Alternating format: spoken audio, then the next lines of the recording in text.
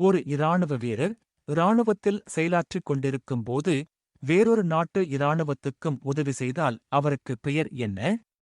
ஆம், அவரது பெயர் இரட்டை முகவர். அவர் செய்த செயல் தேச துரோகம். இது ஒன்றும் புரிந்து கொள்ள அவ்வளவு கடினமான விடயமல்ல. இப்படி தன்னை முஸ்லிம் என்று சொல்லி முஸ்லிம்களிடம் செல்வாக்கை அடைந்து கொண்டு செல்வம், பதவி என்பவற்றுக்காக தாகூத்துக்களுக்கு உதவி செய்யும் இந்த இரட்டை முகவர்களை குறித்து அல்லாஹ் திருக்குரானில் என்ன கூறுகிறான் என்பதனை பாருங்களேன்.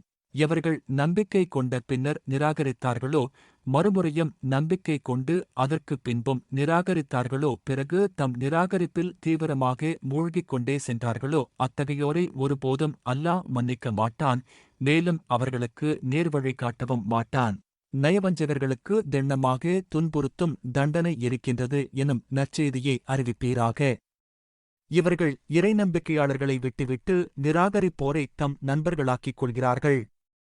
இவர்கள் அந்நிராகரிப்போரிடம் கண்ணியத்தை தேடிச் செல்கின்றார்களா? உண்மையில் எல்லாவிதமான கண்ணியமும் அல்லாஹ்வுக்கே உரியதாகும்.